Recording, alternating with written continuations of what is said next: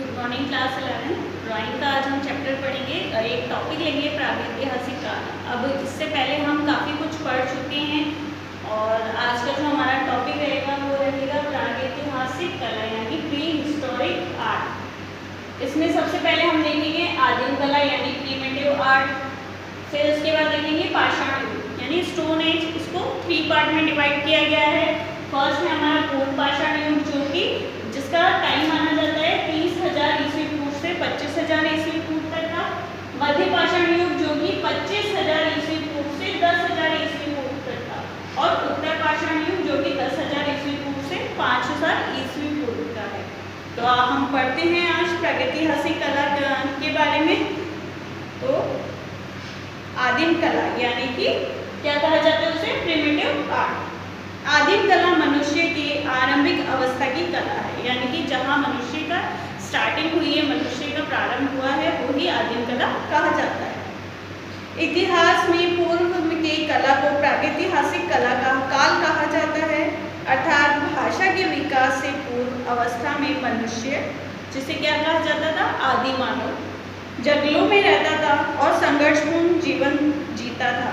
उस आदि मानव को अपनी भूख को शांत करने के लिए, शरीर को शीत, ताप व वर्षा से सुरक्षित रखने के लिए और भयंकर पशुओं से बचाने के लिए अनेक प्रयत्न करने पड़ते थे, क्योंकि आदि मानव के पास ना खाने को कुछ होता था, ना पहनने को कुछ होता था, ना ही उसके पास घर होता था। तो वो सभी ही सुख सुविधाओं से बहुत दूर था। अपनी भूख को शांत करने के लिए जंगली जानवरों का शिकार, जिसे आखेट कहा जाता है, वो किया करता था। स्वयं को सुरक्षित रखने के लिए पाषाण यानी पत्थर के औजार और हथियार बनाए। उसने खुद को सुरक्षित रखने के लिए यानी जानवरों से बचने के लिए उसने कुछ औजारों का निर्माण किया जो कि किससे बने हुए थे, पत्थर से बने थे। उसने सुरक्षा के लिए गुफाओं की शरण ली। ऐसे वातावरण में उसने अपने जीवन के हर पहलू को अपनी भावनाओं और भाषा के रूप में पत्थरों के औजार से रेखाओं द्वारा अपने अनुभवों को व्यक्त किया। ये रेखाएं ही आदि मानव की कला के रूप में संसार के समक्ष आई। आदि मानव ने शिकार के क्षणों को, पशुओं की छवियों को पत्थरों के औजारों से दीवारों की, गुफाओं की दीवारों, चट्टानों की कठोर और समतल शिलाओं पर उकेरा। यानी कि जो पत्थर होते थे गुफाओं में, गुफा किसकी होती है, एक जैसे पहाड़ है, पहाड़ के अंदर ही इसी तरह की सुरंग बनी हुई होती है, कोई एक बड़ा होल होता है, उसी को ही गुफा कहते हैं। उन्हीं गुफा में उन पत्थरों पे ही उसने पत्थरों से ही कुछ चित्र बनाने की कोशिश करी किसी तरह के। तो वो सब अभी भी हमें मतलब शिलाओं पर उकेरा, उस पर कुछ उसने बनाया। ऐसा कर आदि मानव ने अपने जीवन के क्षणों को, अनुभवों को यादगार बना दिया। आदि मानव के चित्रों में के समस्त उदाहरण लाल, काले, पीले और सफ़ेद रंगों से बने हैं। यह चित्र चट्टानों की दीवारों, गुफाओं की छतों, फर्श और दीवारों पर बनाए गए। अनेक चित्र खुली अवस्था में पड़ी पत्थर की शिलाओं पर भी बनाए गए हैं। ये चित्र चट्टानों, गुफाओं की खुरदरी दीवारों पर लाल, काले या सफ़ेद रंगों से बनाए गए हैं। इन रंगों को पशुओं की चर्बी में मिलाकर उकेरे गए चित्र की रेखाओं में भरते थे। इन चित्रों के बाहरी सीमा रेखा की प्रधानता है। इन सीमा रेखा को वो नुकीले पत्थर और औजारों से खोदकर बनाया करते थे, जिससे वह बारिश के पानी से खराब ना हो जावे और स्थायी बने रहे। इस प्रकार आरंभिक मानव सभ्यता के इतिहास में जिस कला ने अपना नाम अभिन्न रूप से जोड़ दिया, उसे आदिम कला कहा जाता है। इसका संबंध प्रागैतिहासिक काल से तो है ही, वरन आज भी संसार के सभी स्थानों पर मानव उसी प्रकार की अवस्था में रह रहे हैं जिनकी सभ्यता प्रारंभिक युग में ही है। उनकी कला आदिम कला ही है। मानव भारत सभ्यता के प्रारंभिक काल में आदिम जातियां संसार के विभिन्न क्षेत्रों में अपना विकास कर रही थी। उसी काल में मनुष्य के पैर जहाँ भी पड़े वहीं उसने कला रूपों का निर्माण कर दिया। भारत ही नहीं वरन अन्य देशों में भी आदि मानव की कला के अवशेष आज भी उपलब्ध हैं। इनमें गुफा चित्रों की प्रधानता है। इन चित्रों में उसने अपने जीवन की घटनाओं, आमोद प्रमोद, शिकार, उत्सव में प्रकृति शक्तियों आदि विषयों का अंकन किया। अतः स्पष्ट है कि जिस वातावरण में आदि मानव रहा वहीं उसकी कला का भी विषय रहा। जानवरों का शिकार, परस्पर युद्ध, शिकार योजना, युद्ध व शिकार से लौटने के बाद का उल्लास, धार्मिक नृत्य उस समय की कला के प्रमुख विषय रहे। उसने अपने पालतू पशुओं हाथी, कुत्ता, खरगोश, घोड़ा, बारहसिंगा, भैंसा आदि का सहज एवं सुंदर ढंग से अंकन किया। आदिम मानव इन सब के साथ साथ प्राकृतिक आपदाओं का भी सामना करता था, अतः उससे बचने के लिए वो इन्हें शक्तियों के रूप में पूजता था। उसकी इस सोच ने ही प्रकृति के विभिन्न शक्तियों को देवता के रूप में पूजा व टोना टोटका आदि द्वारा इन शक्तियों को प्रसन्न करना चाहा होगा। अपनी सफलता व शुभत्व के लिए और अपनी उपासना को प्रभावपूर्ण बनाने के लिए उसने इन शक्तियों को प्रतीक के रूप में, कला के रूप में शामिल किया। आदिम कला की प्रतीकात्मकता बहुत व्यापक है। प्रतीकों के माध्यम से आदि मानव ने भौतिक, अलौकिक एवं अदृश्य वस्तुओं एवं भावों को व्यक्त किया। भारत में ज्यामितीय व प्राकृतिक अलंकरणों में आज भी प्राचीन समय के अनेक प्रतीक प्रचलित हैं, जिनमें जैसे त्रिभुज, वृत्त, सर्प, सिंह, हस्ती यानी हाथी, मत्स्य, मछली, स्वास्तिक, चक्र, अंड आदि। इस समय आदि मानव ने विशेष रूप से पाषाण अर्थात पत्थर, लकड़ी तथा मिट्टी का ही प्रयोग किया। इस कारण इस काल को विद्वानों ने पाषाण युग माना है। अध्ययन की दृष्टि से आदि मानव के विकास क्रमों को विद्वानों ने हेमयुग, प्रस्तर युग, धातु युग एवं सभ्यता काल के नाम से 50,000 वर्ष से 5,000 वर्ष ईसा पूर्व तक के काल में विभाजित किया है। इस प्रकार मानव प्रगति के आधार पर पाषाण युग को भी 3 भागों में विभाजित किया है। पूर्व पाषाण युग जो कि 30,000 ईस्वी पूर्व से 25,000 ईस्वी पूर्व तक, मध्य पाषाण युग 25,000 ईस्वी पूर्व से 10,000 ईस्वी पूर्व और उत्तर पाषाण युग 10,000 ईस्वी पूर्व से 5,000 ईस्वी पूर्व तक। इसमें हम फर्स्ट पॉइंट पढ़ेंगे पूर्व पाषाण युग। इस युग में अवशेष विशेष रूप से औजार तथा हथियारों के रूप में मिलते हैं, जिनकी गड़ाई और आकार बदले हैं, और जो भी उदाहरण प्राप्त हुए हैं वे दक्षिण भारत, मद्रास शहर के पास चंगेरपुर, अंगोला व कुड़प्पा के क्षेत्रों से प्राप्त हुए हैं। दूसरा है मध्य पाषाण युग। इस समय की बहुत कम सामग्री प्राप्त हो सकी। इस समय के आदि मानव ने पूर्ण पाषाण युग के मानव के समान ही पाषाण यानी पत्थर का प्रयोग किया था। उत्तर पाषाण युग। इस युग के अवशेष भी बहुत कम प्राप्त हुए हैं, और जो उदाहरण प्राप्त हुए हैं उनमें से अधिकांश बेलारी के पास प्राप्त हुए हैं। इस समय के कुछ उदाहरण बुंदेलखंड, आसाम तथा नागपुर की पहाड़ियों, मिर्जापुर, गाजीपुर तथा विंध्याचल की कैमूर पर्वत श्रेणियों से प्राप्त हुए हैं। पूर्व पाषाण युग का मानव दक्षिण भारत के क्षेत्रों तक ही सीमित रहा।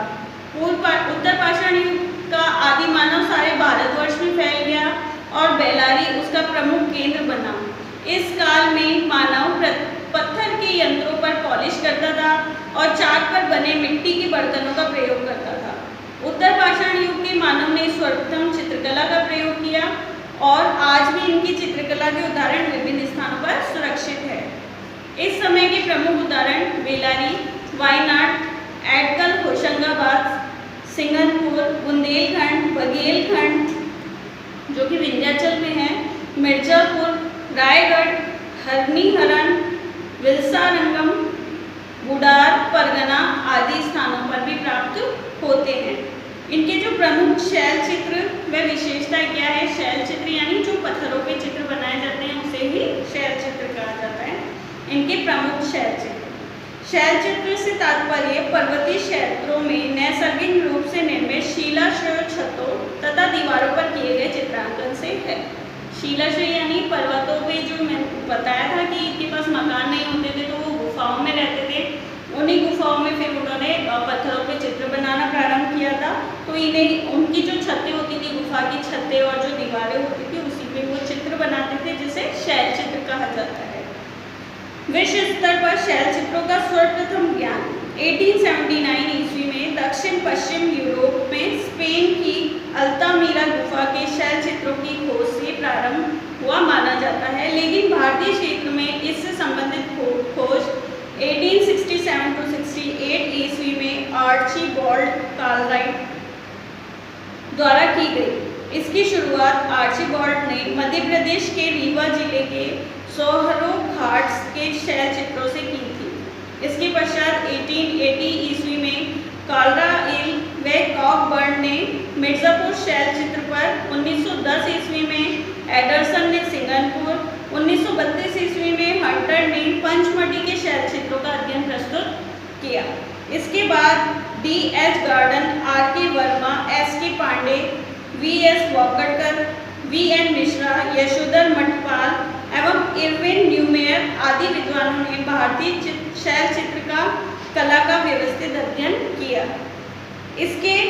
इसमें भीमबेटका के शैल चित्रों की खोज डॉक्टर V.S. वाकड़कर की विशेष उपलब्धि है। चित्रांकित चित्राशय पश्चिमोत्तर स्थित चारगुल से लेकर पूर्व में उड़ीसा तक तथा उत्तर में कुमाऊं की पहाड़ी से लेकर केरल तक के क्षेत्रों में पाए गए हैं, लेकिन सबसे अधिक ये मध्य प्रदेश तथा दक्षिणी उत्तर प्रदेश की पठारी भागों में प्राप्त हुए हैं।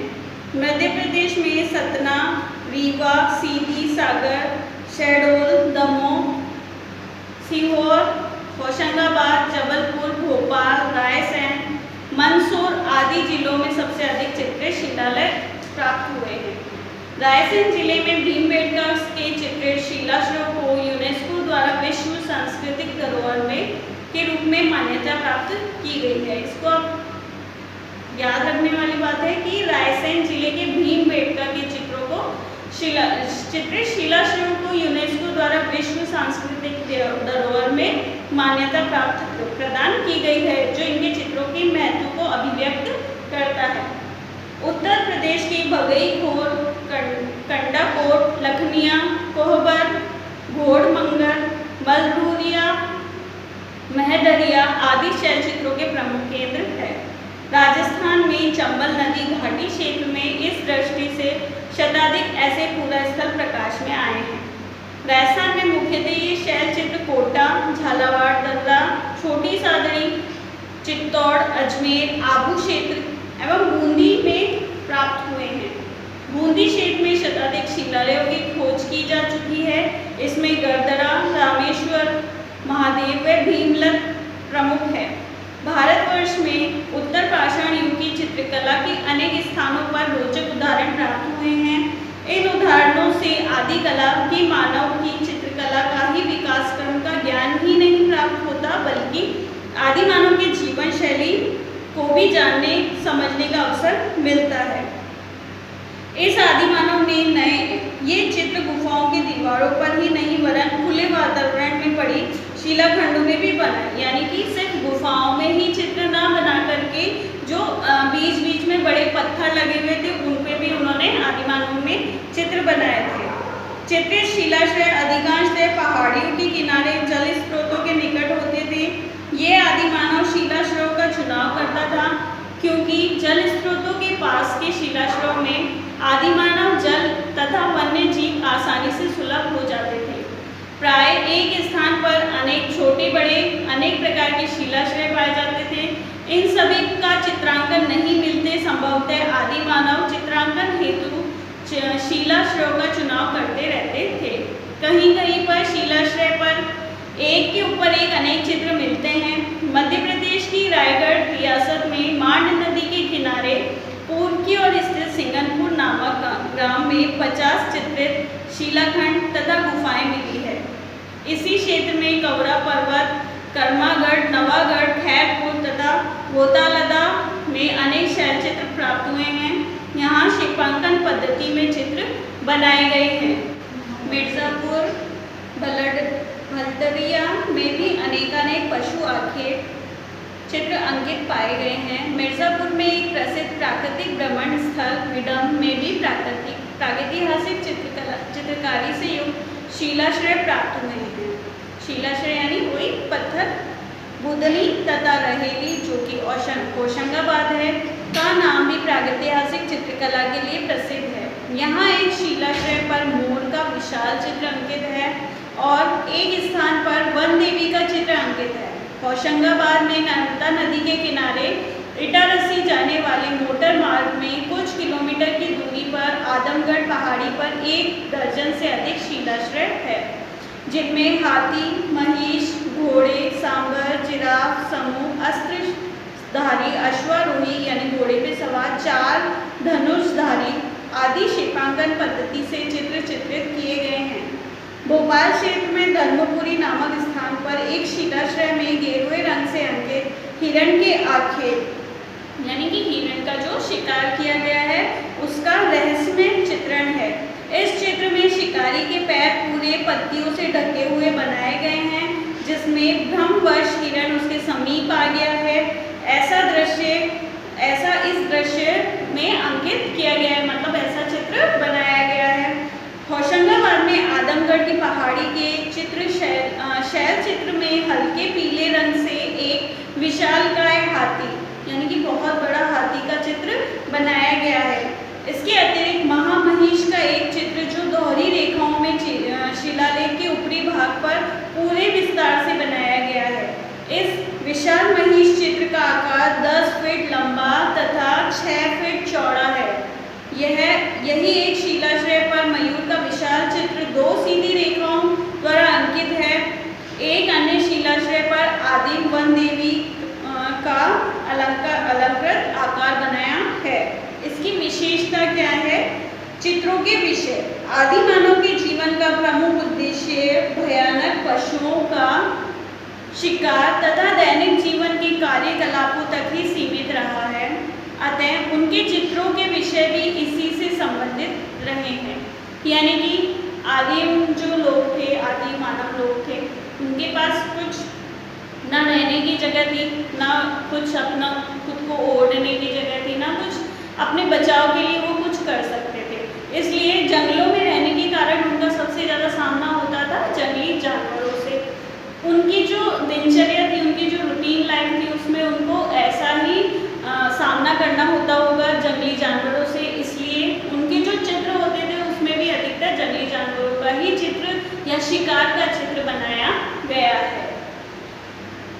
उनमें जो उन्होंने चित्र बनाए थे उसमें सांभर यानी हिरण, बारहसिंगा, गैंडा, जंगली सांड, हाथी, घोड़ा, अरना, भैंसा, खरगोश, सूअर जैसे चित्रों का स्वाभाविकता से चित्रण किया है। यानी कि उनकी जो चित्र थे उसमें मोस्टली इन चित्रों का, इन जो जानवर हैं उनका ही चित्र बनाया है। ये पशु उसने शिकार करते समय देखे थे और उनका पीछा करते हुए दैत्य जैसी शक्ति का अनुभव किया था। इन पशुओं की गति और शक्ति पर उसने विजय प्राप्त की थी। यही कारण था कि उसके चित्रों में प्रमुख विषय के रूप में पशु जीवन का होना स्वाभाविक था। अतः पशु और पक्षियों के शिकार, दृश्य तथा जादू में विश्वास के प्रतीक चिन्हों का चित्रण इस समय की कला का प्रधान विषय है, जैसे बिंदु, त्रिकोण या स्वास्तिक आदि। इनके अतिरिक्त दैनिक जीवन का चित्रण इसमें प्रमुख विषय रहे हैं। आदिम कला की प्रतीकात्मकता बहुत व्यापक है। इस आदि मानव ने प्रतीक के माध्यम से स्थूल, भौतिक, ऐतिहासिक और साथ साथ सूक्ष्म, अलौकिक एवं अदृश्य शक्तियों एवं भावों को व्यक्त किया है। आदिम कला में प्रयुक्त ये ज्यामितीय रूप अलंकरणों के रूप में आज भी प्रचलित है, जैसे त्रिभुज, वृत्त, सर्प, सूर्य, सिंह, योनि, लिंगम, स्वस्तिक, चक्र, अंड आदि। इसके अतिरिक्त आदि मानव ने शिकार के विजय के पश्चात उल्लास, नाच गाकर झूमते, भरपेट भोजन प्राप्ति का आनंद आदि विषयों के चित्रण द्वारा भी अपनी दैनिक जीवन के क्षणों को सदैव के लिए अविस्मरणीय बना लिया है। आदि मानव द्वारा चित्रों में दौड़ते, उछलते, गिरते, प्रहार करते आखेटक शिकारी, गुस्से में आक्रमण करते हुए हिंसक पशु या आक्रमण करते हुए पशुओं के चित्रण अत्यधिक रोचक है। कहा जाता है कि इन चित्रों में आदि मानव ने अपने भावों को सरलतम रूपों तथा ज्यामितीय आकारों में संयोजा है। इन चित्रों की सीमा रेखा गतिशील है। चित्रों का विधान क्या होता था? प्रागैतिहासिक काल में चित्र चट्टानों की दीवारों, गुफाओं की छतों, फर्शों और भित्तियों यानी दीवारों पर बनाए गए हैं। अनेक चित्र खुले रखे पत्थर की शिलाओं पर भी प्राप्त हुए हैं। इन चित्रों में सीमा रेखा की प्रधानता है, अतः इन्हें रेखा चित्र मानना अधिक उचित है।